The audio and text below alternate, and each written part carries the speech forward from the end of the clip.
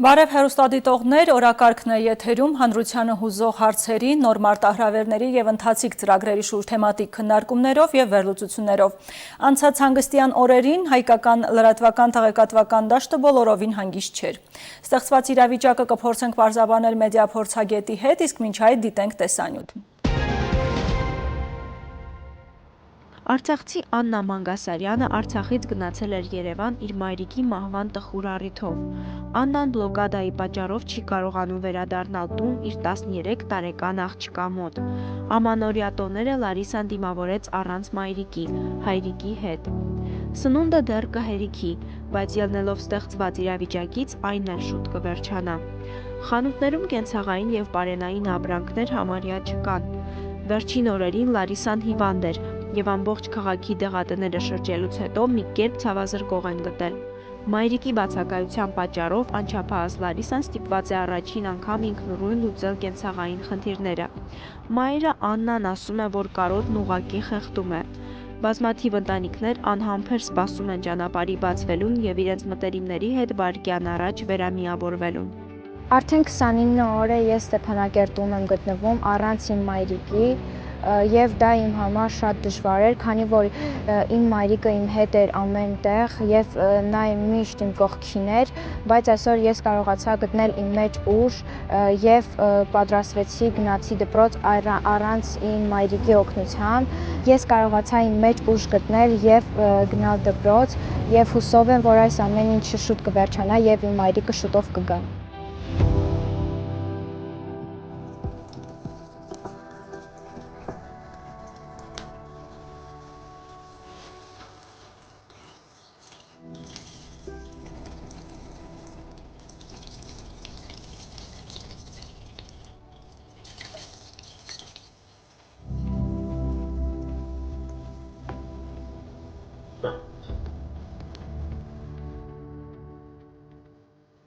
Ալո, մամ, բարև։ Մատյան բանես, բարև, ոնց ես։ Լավ, դու ոնց ես, ինչ կա։ Ոչինչ, բան չկա, չգտանեմ, դու ասա ոնց անցավ առաջորդ դպրոցի։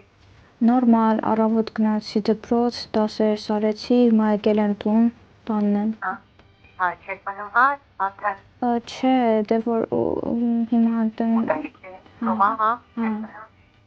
արդեն լավ ես, բար։ Հա։ Ամեն ինչ նորմալ է։ Հա, նորմալ է։ Տան մնացած անդամները լավ է։ Հա, պապան լավ է։ Ուրիշ կյանքս կարոտել եմ քեզ շատ։ Ես էլ քեզ, մամ։ Կրոտավից է գալու, ոչինչ չամենացա, հուսամ, որ շուտ գալու է։ Ուրիշ է պատմիկեն ինչ է կանում, ինչ է փողում։ Տենց ուրիշ բան չկա, այսա մի քիչ հետո երևի դաս կանեմ, հետո հաց ուտեմ, հետո էլի ինձ կզանգես, չէ՞։ Հա, իհարկե։ Դե լավ, ցած կզանգես, լավ։ Լավ, մամ։ Пока.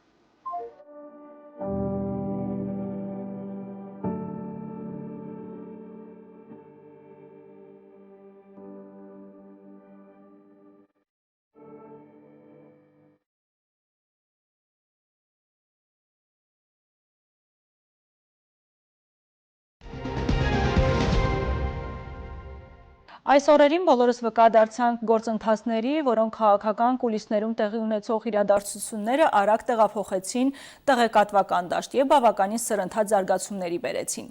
Ինչպես դա արվեց և ինչ հետևանքների հասցրեց, բոլորս արձանագրեցինք, սակայն ինչ սխալներ թույլ տրվեցին օնլայն տիրույթում և ինչպես դա ընկալեց հանրությունը, պարզաբանելու ենք մեդիա փորձագետ Սամվել Մարտիրոսյանի հետ։ Բարև ձեզ։ Բարև ձեզ։ Եվ այսպես, ինչպես նշեցի, վերջին օրերին արձանագրել ենք բավականին մեծ ցնցումներ օնլայն տիրույթում, առանց այն էլ անկայուն և վտանգավոր այս իրավիճակում հանրությունը նորից ենթարկվեց, այսպես ասած, փորձությունների հոգեբանական առումով, տեղեկատվական առումով։ Գիտակից էր, թե անգիտակից այս ամենը դա չքննարկենք, քննարկենք այն, ինչպես մենք այս անգամ ևս մեզ դրսևորեցինք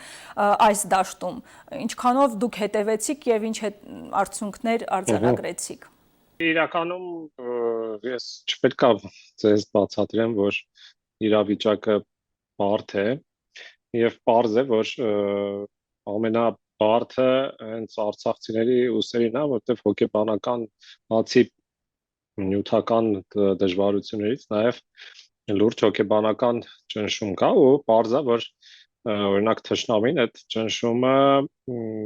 գնալով փորձում է ուժեղացնել, օգտվելով տարբեր հնարավորությունների, սոցիալական ցանցերն է օգտագործում, լրատվականները կաշառում են ինչ-որ այլ երկրներում լրատվամիջոցներ եւ այլն։ Եվ իհարկե այս իրավիճակում մենք պետք է առնվազն փորձենք մենք ինքներս լինել ավելի ամուր։ Մենք ինքներս այնքան պարակտված ենք ներքաղաքական եւ արտաքին քաղաքականության հարցերում, որ այն ինչը ուզում է հասնել թշնամին, այսինքն ստեղծել ընկճվածություն, դեպրեսիվ վիճակներ, ինչ որ մարդկանց մոտ նույնիսկ կարող է պանիկայի ու խոճապի այսպես զգացողություններ, մենք ինքներս ոնց որ ասած դրան լավ նպաստում ենք, որովհետև մի կողմից գոյություն ունի ներքին հայաստանյան այսպես քաղաքական կզվրտոց, եթե կարելի է այսպեսի խոսք օգտագործեմ, անընդհատ իրար դեմ ագրեսիան ստեղծում է այսպես շատ պարարտ հող, որպեսզի ծայրահեղ ինչ որ ալիքներ սկսվեն ու այդ առումով ոնց որ մենք մեր իմունիտետը շատ ցածր է, տեղեկատվական իմունիտետը ու երիք է ինչ որ այնպեսի բան լինի ոնց որ Արցախում էս տեղեկատվական աղմուկը եղավ, որ մարդիկ ոնց որ ժողովուրդն ասում շողլից ընկնեն, հա, այսպես կորցնեն հասկանալու ունակությունը, շատ դեպքեր մարդիկ ուղղակի չեն հասկանում ինչա կատարվում, կամ շտապում են մի ճամբարի կողմը բռնեն։ Բաժանենք նաև տարբեր դիտանկյունների, մեկ այլ հարց է դիտենք մեր մեդիա գրագիտությունը հասարակ քաղաքացիների կամ մեդիա ոլորտում աշխատողների, մյուս հարցը հենց այն պատասխանատուների, որտեղից նման ինֆորմացիաները, այսպես ասած, արտահոսքով մտնում են տեղեկատվական դաշտ։ Եթե սկսենք այստեղից, գոնե նման պատասխանատու կառույցներում աշխատող մարդիկ, հասարակական գործիչները, քաղաքական գործիչները, ինչպիսի հիգիենա, այսպես ասած, պետք է օգտագործեն մեդիա ոլորտում աշխատելու ընթացքում։ Տեսեք, լավ բան եք ասում, որովհետև իրականում ինչը լնումա սկսում ենք ժողովրդին մեղադրել, մեր ժողովուրդը մեդիա գրագիտ չի, էսա այնա, բայց խնդիրը ժողովրդի մեջ չի, այլ այդ մարդկանց, որոնց կարելի է ասել քաղաքական վերնախավ կամ պաշտոնյաներ, ոնց ուզում եք անվանեք, բայց այն մարդիկ, որոնք ունեն իշխանություն, նույնիսկ եթե իրանք իշխանության մեջ չեն, նույնպես ընդդիմադիր քաղաքական գործիչներն էլ ինչ որ չափով իշխանություն ունեն, բայց պետական կառույցների աշխատողները առավել պետք է պատասխանատու լինեն իրենց խոսքի համար ու այստեղ միանշանակ է, որ պետք է 40 անգամ չափեն ձևեն նոր ինչ որ մի հայտարարություն անեն ու պետք է հաշվարկեն մի քանի քայլ առաջ ու այստեղ կամ լինում է, որ պաշտոնյան ուղղակի չի հաշվարկում, ու այդ լավ չի, իսկ լինում է, որ հատուկ է անում, հաշվարկելով, այդ առավել ևս լավ չի, փաստացի, որովհետև մանիպուլացնում է հասարակությանը, այդ կարծում եմ մեր հանրությունը արժանի չի, որ իրեն մանիպուլացնելով կառավարեն։ Ամեն դեպքում կարծում եմ շատ շուտվանից է հասունացել, սա պետք է արվեր տասնամյակ առաջ, բայց հասունացել է, որպեսզի հստակ գրված ռազմավարություն լինի տեղեկատվական աշխատանքի, այսինքն որպեսզի պարզ լինի պաշտոնյաներին, թե իրենք ինչպես պետք է շփվեն, ինչպիսի պետք է կարգավորվի հանրային կապերը, ինչպես պետք է պաշտոնյաները հայտարարություններ անեն, ոնց դա պետք է տարածվի, ինչպես տեսեք շատ հաճախ նույնիսկ խնդիրը նաև նրանում է, որ պաշտոնյան կարող է մի բան պաշտոնապես հայտարարել, հետո ինչ որ մի բան իր սոցիալական ցանցերում գրել ու մարդիկ շատ դեպքերում չեն հասկանում, օրինակ դա պաշտոնական հայտարարություն է, երբ որ մարդ Facebook-ում է գրում, թե դա ինչ որ ավելի անձնական կարծիք է եւ այլն, այստեղ մեծ մոտ քաոս է։ Ես կոնկրետ վերջին դեպքերի մասին չեմ հիմա ասում, այլ ընդհանուր եմ ասում, եկեք համաձայնենք, որ մեր քաղաքական գործիչները ամենաշատն են քաոս ստեղծում մեր տեղեկատվական դաշտում։ Մեր ասելով նկատի ունեմ համ Հայաստանի Հանրապետությունը, համ Արցախի Հանրապետությունը, շատ դեպքերում նաև Սփյուռքում կան տենց կարկառուն գործիչներ, որոնք նենց հայտարարություններ են անում, որ հետո տակից դուրս գալ չի լինում, իսկ կան նենց, որ նենց են խոսում, որ հետո մարդ բան չի հասկանում։ Խոսեցինք այս դաշտի մասին, հիմա ներկայացնենք, որ արտահոսքը արդեն կա։ Երկար բարակ պիտի խոսենք, եթե սկսենք նրանից ինչ պետք է անել, գոնե ասենք այն տաբուները, որոնք ինչ չպետք է անել, արդեն իրավիճակը ստեղծվել է, ավելի չսրելու համար, հակառակ մեզ գործելու համար, հանրության մեջ առավել շատ խոճապային տրամադրություններ չտարածելու համար, ինչ չանել։ Տեսեք, հիմա ես ավելի շուտ պետք է ասեմ, ինչ պետք է հասարակ մարդիկ անեն, որովհետև քաղաքական գործիչները անընդհատ ինչ որ քաղաքական խաղերի մեջ են, հիմա ինչքան էլ ասես ինչ պետք է անես, ինչ պետք է չանես, իրանք մեկը դա անելու են, հետո հաշվի առնենք այն, որ շատ հաճախ քաղաքական ուժերը ինքնուրույն իրենց դեմքով չեն դուրս գալիս, այլ օգտագործում են իրենց ոչ տենց երևացող պատկանող պատվական աղբյուրները, ինչ որ լրատվականներ կան, որոնք սպասարկում են քաղաքական շահերը, ինչ որ տելեգրամյան ալիքներ անհայտ ադմիններով, որոնք նույնպես կարող են քաղաքական ուժերին սպասարկել եւ այլն։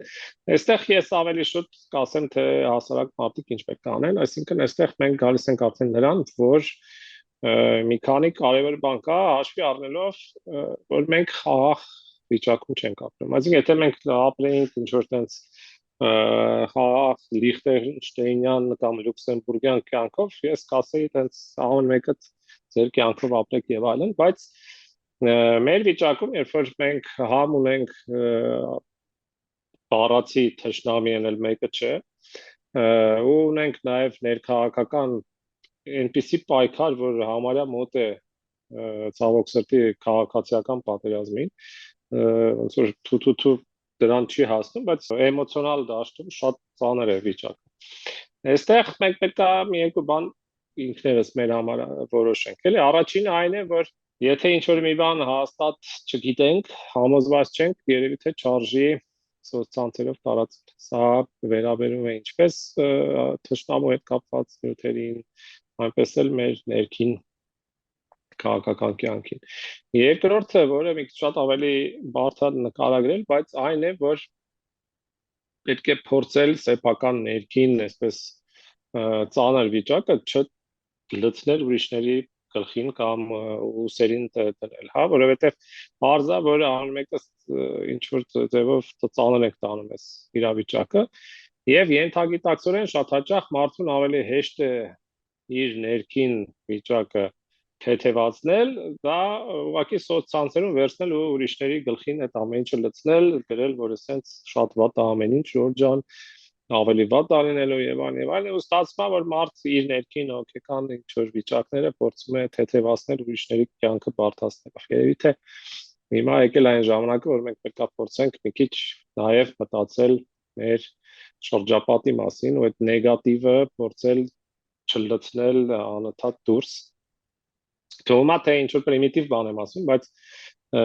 այսպես կիլոտոններով նեգատիվ ենք լցնում իրար վրա, հետո զարմանում ենք, թե ինչու ենք ընկճված, ինչու ենք չենք ռեակցիա տալիս շատ հարցերի, բայց մարդիկ հոգնում են ուղղակի։ Հենց հոգնում են այն պատճառով, որ մեկը մյուսին անընդհատ ճնշված վիճակում ենք պահում, եւ փորձել մի քիչ իրար հանդեպ ավելի բարի լինել։ Պետք է հասկանանք, որ ներքին մեր մթնոլորտը մեր թիկունքն է այսօր, իսկ երբ որ մենք անընդհատ sense իրար նեգատիվով խեղդում ենք, մենք մեր առաջնագիծներն ենք թույլատնում թիկունքներ։ Ցավոք սրտի, այս ամենի զուգահեռ ադրբեջանական քարոզչա մեքենան շատ արագ ակտիվացավ, ինքնակազմակերպվեց, նույնիսկ պատրաստի վերլուծություններով, թեզերով, բնականաբար ինֆորմացիոն այդ վակուումն է լրացնելու համար, նաև ներքին, այսպես ասած, ռեսուրսներով տարածվում էր հենց նաև ադրբեջանական մամուլի պատրաստած, այսպես ասած, մեզ սնուցող ինֆորմացիան։ Ինչ անենք այս դեպքում, չկա ստուգված ինֆորմացիա չտարածել նաև ադրբեջանականը բայց վակուում մեկա ստեղծվում է ինֆորմացիոն։ Գուցե Ճիշտ է, շեղելու մեխանիզմներ օգտագործել, հոգեբանական ավելի վերահսկելի դարձնելու մեխանիզմներ կիրառել։ Վակուումը ամենամեծ խնդիրն է մեր մոտ իրականում ու ցավոք սրտի այդ վակուումը պետք է լցվի հիմնականում պետության կողմից ու շատ հաճախ պետական կառույցները թերանում են։ Այսինքն այն ժամանակ, երբ պետք է մարդկանց տեղեկատվություն տալ, թեկուզ մի քիչ, թեկուզ փոքրիկ, բայց որ անընդհատ լինի, հասկանում եք, հենց որ վակուում առաջանում դատարկություն, մարդիկ ակամայից գնում են սկսում են կարդալ ուրիշ տեղերը, լավագույն դեպքում կարող է ինչ-որ գտնել ինչ-որ Telegram ալիքներ, վատագույն դեպքում հենց գնում են անմիջապես ադրբեջանական մամուլն են կարդում, եղել լավ պատկերացնում են դա, ու տենց ներքին շրջաբերականներով տալիս են թեզերը, որոնք պետք է լցնեն, որտեղ հասկանում են, որ Հայաստանից կարդացողներ կան, Արցախից կարդացողներ կան, Սփյուռքից կարդացողներ կան ու պետք է մարդկանց փորձել կերակրել, օգտվելով նրանից, որ պետական կառույցները թերանում են։ Այստեղ նաև իհարկե հասարակության խնդիրներ կան, որովհետև իրականում կան լավ վերլուծաբաններ, կան լավ լրատվամիջոցներ, կան լավ փորձագետներ, իրանք քիչ են։ Մեզ մոտ կան շատ մեծ քանակի վատ փորձագետներ, որոնք փորձագետել չեն, այլ ինչ-որ քաղաքական ուժերի սպասարկող խոսացող գլուխներ են, բայց իրականում կան լավ լրագրողներ, փորձագետներ եւ լրատվամիջոցներ։ Իրանք քիչ են, բայց եթե մենք ամեն մեկս գտնենք դրանց, իրենց ավելի շատ կարդանք, ավելի շատ տարածենք, մենք կարողանանք այդ վակուումը օգնել, լցնել գոնե ոնց որ ներքևից վերև, եթե վերևից ներքև պետությունը ինչ որ դեպքերում թերանում է։ Ու իհարկե այն վատերին էլ չտարածել, չսնել իրենց ցավոք սրտի օրինակ տեսեք Հայաստանում կան լրատվամիջոցներ, որոնք կարող է օրը մի 5 անգամ սուտ սխալ տեղեկատվություն տարածեն։ Բայց իրանք շարունակում են ապրել ու բարգավաճել, որովհետև մարդիկ չեն բոյկոտում, բայց ամեն դեպքում եթե մենք դադարենք այդ այն լրատվամիջոցներին լայքել, շեյր անել, տարածել, որոնք անընդհատ կեղծիք են տարածում եւ հակառակը գտնենք նրանց, ով այդքան հայտնի չեն միգուցե, որովհետև այդպես զորբա չեն, սկանդալներ չեն գրում եւ այլն, բայց միշտ ստուգում են, միշտ փորձում են օպերատիվ տեղեկատվություն տալ։ Ու իրանց էլ օգնենք տարածել ավելի շատ լսարան ստանալ, մենք կարողանանք հենց ոնց որ հանրայնորեն այդ վակուումը փորձենք փակենք։ Մեկը, բայց իհարկե ամբողջությամբ հանրությունը այստեղ չի կարող դա անել, այստեղ մեկը պետական կառույցները իրենց դերը պետք է ունենան ու հանրությունը այստեղ պետք է նաև պահանջկոտ լինի։ Թույլ չտանք, որպեսզի այս վակուումը անընդհատ լինի, որովհետև թշնամին շատ հստակ, այսինքն դուք կարող եք ինքներդ տեսնել ժամերով, րոպեներով, հենց տեսնում են մեզ մոտ վակուում առաջանում, սկսում են լցնել տեղեկատվությունը։ Այդ առումով մենք ցավոք սրտի շատ ոչ միայն թուլացել ենք տեղեկատվական տեսանկյունից, այլ նաև դարել ենք շատ կանխատեսելի, այսինքն թշնամին կարողանում ենք կանխատեսել մեր տեղեկատվական դաշտի ակտիվությունը, նաև մեր էմոցիոնալ վիճակը։ Մենք պետք է այս վիճակից դուրս գանք, մենք պետք է դառնանք ավելի, այսպես, պինդ ու ավելի անկանխատեսելի, որպեսզի այդ ադրբեջանական քարոզչությունը ինքն իրան ուտի։ Պետք է նաև արձանագրենք, որ 2020 թվականի պատերազմից հետո առավել եւս նաև տարբեր ճգնաժամային իրավիճակներում, այսպես ասած, վստահությունը շատ մեդիա ռեսուրսներ կորցրեցին, նաև անձինք, առանձին անձինք, ովքեր ունեին վստահություն, ինչու՞ չէ նաև հակառակ process-ը եւս տեղի ունեցավ, այսինքն մարդիկ, ովքեր այդ ընթացքում ինչ-որ ձևով օգտագործեցին այդ լծակները, այսօր վստահություն ունեն։ Այդուհանդերձ ամեն մի իրավիճակ ստեղծում է նոր հերոսներ, այսպես ասած։ Ինչպես ամեն մեկը իր համար որոշի, որն է այդ սահմանը նուրբ ակտիվության սոցցանցերում, միաժամանակ սահմանափակ եւ զգոն որոշակի լինեն, մանավանդ նման իրավիճակներում իրենց արտահայտած խոսքը։ Այդ անտարբերությունը շատ ճիշտ ասեցիք, որովհետեւ ես նկատել եմ խոսակցություններում շատ հաճախ արցախցիներին թվում է, թե շատ Հայաստանի Հանրապետության տարածքում ապրողները անտարբեր են, որ քիչ են գրում եւ այլն։ Բայց շատ դեպքերում մարդիկ ուղղակի ոնց որ ասած ներքին իրանց էմոցիաներով տապակվում են, բայց չեն իմանում ինչ գրել, որովհետև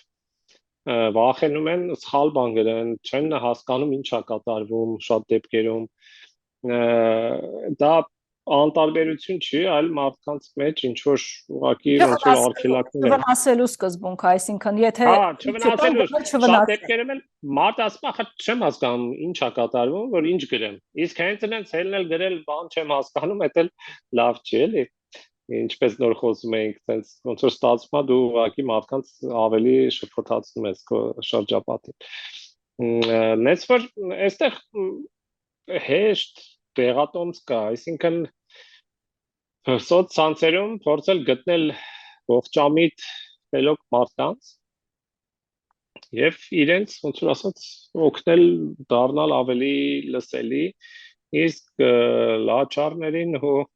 այսպես հորետեսներին հակառակը տենց մի քիչ լսարան տալի ու հիշել որ ամեն անգամ երբ դուք լայքում եք նույնիսկ եթե որ sense ջղային սմայլիկ եք դնում դուք դրանով տարածում եք դա նաև օրինակ ադրբեջանական բաներին վերաբերում օրինակ հաճախ մարդիկ մտնում սկսում են ադրբեջանական ինչ որ լրագրողների կամ լրատվամիջոցների տակ կոմենտներ գրել բայց փաստացի դարձնում են ավելի տեսանելի սոցցանցերով իրանց դերասները։ Դրա համար օրինակ ես գերադասում եմ ավելի լավ ադրբեջանցիք Twitter-ում գան ինձ հայհոյեն, բայց դրա շնորհիվ իրանք իմ գրածները ավելի շատ տեսանելի են դարձնում, իրանց հայհոյանքն էլ բարձա որ բնականաբար ինձ վրա ընդհանրապես չի ազդում։ Մի բան էլ դուր է գալիս որ ներվայնացնում եմ իրանց այնպես որ պետք է փորձել գտնել ողջամիտ տրամաբանող մարդկանց լրագրողների փորձագետների բլոգերների ինչ ոնց ուզում եք անվանեք ու ձեր ասած դարձնել նոր ժամանակների հերոսներ որպեսզի մեր դաշտը մի քիչ բախտոր տեղեկատվությունից ու ծանր էմոցիաներից դուրս գա մի քիչ ավելի տրամաբանության ու կամքի ոլորտը Պարոն Մարտիրոսյան, կցանկանայի նաև կոնկրետ այս իրավիճակից դուրս քննարկենք կամ ինչ-որ ձեր գնահատականները տակ նաև շրջափակման պայմաններում կոնկրետ արցախյան օգտատերերի պահվածքը օնլայն հարթակում, էլի մտավախություն, տարակարծություն կա, արդյոք ամեն ինչ ցուցադրել, որպեսզի իսկապես ներկայացնել ինչքան սուր է ճգնաժամը, թե այդուհանդերձ ինչպես դուք նշեցիք,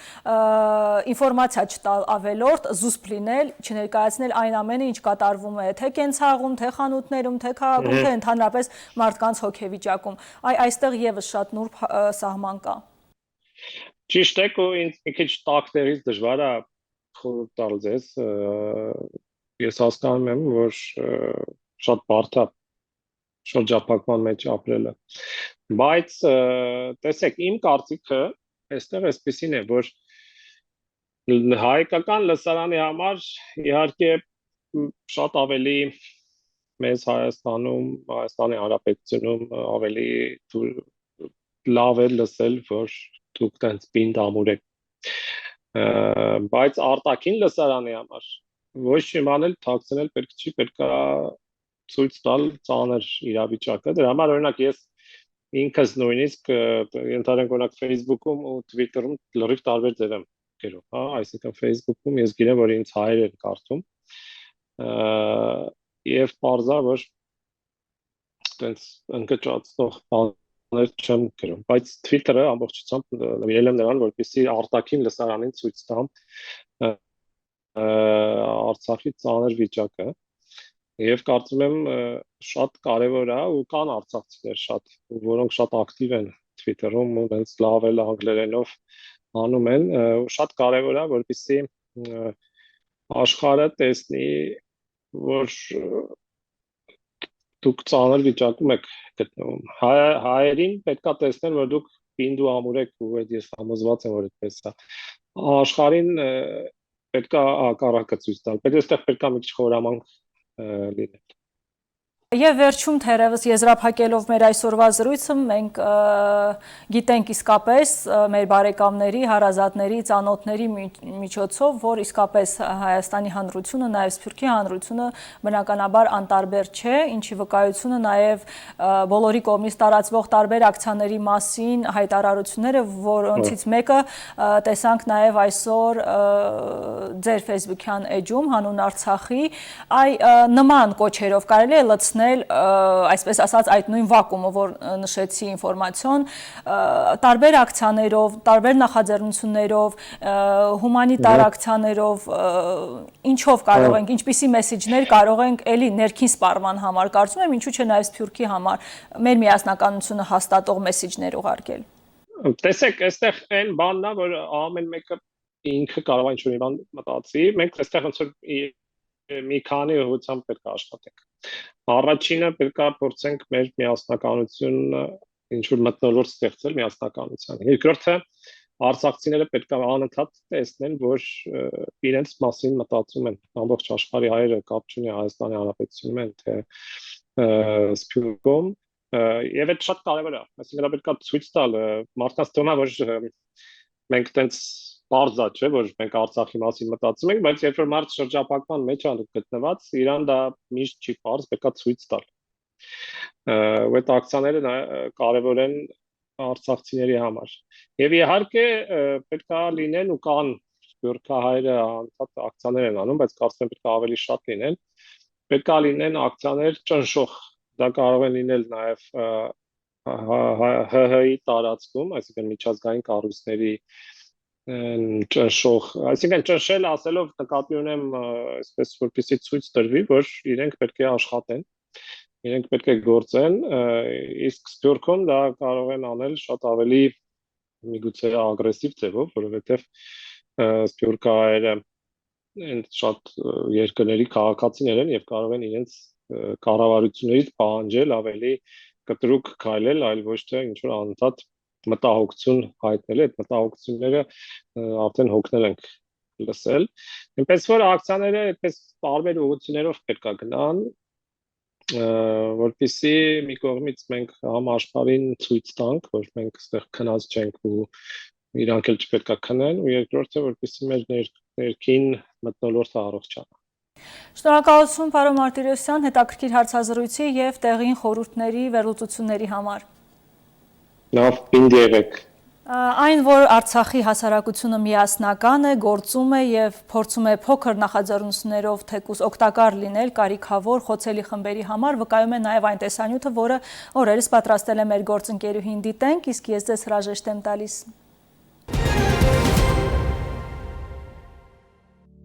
Մեկ ամսից ավելի է Արցախը շրջափակման մեջ է։ Ճգնաժամի վերաճող իրականությունը փոքր-ինչ մեղմացնելու համար իրենցից կախված հնարավորն ու անհնարինն են փորձում անել նաև երիտասարդները։ Սահմանափակ ռեսուրսներով եւ սահմանափակ պայմաններում, սակայն անսահման հոգատարությամբ եւ նվիրումով։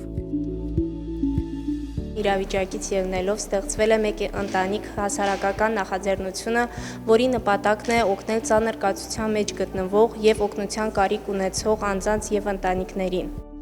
Ծանր կացության մեջ հայտնված քաղաքացիներին օգնության ձեռք մեկնել ցանկացողների թիվն ու պահանջարկը մեծ է։ Սկզբում գաղափարը ծնվեց, իրականացման ճանապարհին վերաճեց մեծ նախաձեռնության։ Ես ու Սերգեյ Գրիգորյանը որոշել ենք ինչ-որ ձև օգնել մարդկանց, թե սննդով, թե դեղորայքով, հետո հասկացանք, որ երկու հոգով դժվար կլինի այդ ամենը կազմակերպել, քանի որ գաղափարը այն է, որ մենք առաքենք, իրանց համար դժվար է գնալ խանութներում հերթ կաղնել, տվյալ ապրանքը, որը բացակայում է, գտնել խանութից կամ դեղատնից, դրա համար որոշեցինք այդ ծառայությունն էլ մտցնել, որ մենք ապրանքը գնում ենք, առաքումն էլ կատարվում է անվճար լրի մեր կամավորների կողմից, իրանք հերթում կանում են, ապրանքը եւ տանում բաժանում։ Ֆինանսական առումով դիմել եմ Հայաստան, Ամերիկա եւ Ֆրանսիա, հիմնական աջակցությունը իրանք են ցուցաբերում։ Նման բարի գործում բոլորիս լուման շատ կարևոր է։ Հենց այս համոզմունքով է նախաձեռնությանը միացել տասնյակ կամավորներ։ Մեր նախաձեռնության կարևորագույն առաքելությունը կայանում է նրանում, որ մենք հայրենասիրություն պետք է սերմանենք մարդկանց մեջ։ Կարևորագույն նպատակներից մեկը այն է, որ մենք մեր կազմակերպության միջոցով, Արցախի երիտասարդների միջոցով ապացուցենք աշխարհին, որ թեկուզ այս ծանր ճգնաժամային պայմանում յուրաքանչյուր արցախցի, սկսած երիտասարդներից, պատրաստ է ձեռք մեկնել մեկը մյուսին եւ հնարավորինս չափով թեթևացնել, օգնել մարդկանց, բարելավել նրանց ծանր կարգավիճակը, հոգեվիճակը, օգնություն ցուցաբերել տարբեր մարդկանց, ինչով որ կարողանում ենք։ Մեկ ընտանիք հասարակական նախաձեռնության հիմնական շահառուներն են միայնակ մայրերը, միայնակ ծերերը եւ առողջական խնդիրներ ունեցող անձինք։ Թիմը Facebook-յան էջի միջոցով է իրազեկում հանրությանը նախաձեռնության մասին։ Մեր կայքին գրում են, մենք կապնվում ենք իրանց հետ, կամավորները զանգում են, հարցնում են իրանց անհրաժեշտ կարիքները, այցելում են տներ, ծանոթանան իրականությունը համապատասխանում է թե ոչ, հետո արդեն սկսում են մշակել փաթեթը։ Փաթեթում հիմնականում ներառված է սնունդ, առաջին անհրաժեշտության իրեր, հիգիենայի պարագաներ եւ դեղորայք։ Որպես պարտադիր պայման միշտ հնչում է նույն հարցը՝ ինչի կարիք ունեք։ Կան դժվարություններ կապված սննդի եւ այլ պարագաների գծության հետ, շատ քիչ են, փորձում ենք հայթայթել ամեն ընտանիքի համար առնվազն առաջին անհրաժեշտության պարագաները, դեղորայքն էլ է պակասում, հաճախ ստիպված ենք լինում ամբողջ քաղաքի խանութներով շրջել, որպեսզի գտնենք անհրաժեշտ սնունդը։ Մարդիկ կան, օրինակ հղիկ կինա կամ ծերանոցում գտնվող տիկինա կամ ինչ-որ բժշկական խնդիր ունեցող անձավոր հայտնվել է հիվանդանոցում, հիմնականում դեղորայքի պակաս ունեն, որ չեն կարողանում գտնեն, կամ էլ անգամ թանկ գներ են դրել, որ դժվար է իրանց համար, մենք օգնում ենք այդ առումով։ Երբ տեղեկությունները ճշտված են, իսկ գնումները կատարված, մնում է դրանք տեղավորել տուփերի մեջ եւ հասցնել կարիքավորներին ու սպառողներին։ Հիմա փորձում ենք գրանցել մեր անապահով ընտանիքների հասցեները, որպեսզի տուփերը հեշտությամբ կարողանանք առաքել հասցեատերերին։ Կամավորների թիվը դեռ բավարար է։ Առկա ռեսուրսներով միայն մայրաքաղաքի շահառուներին են կարողանում օգնել։ Ֆինանսավորում գտնելու պարագայում նախատեսում են օգնություն հասցնել նաև համայնքներ։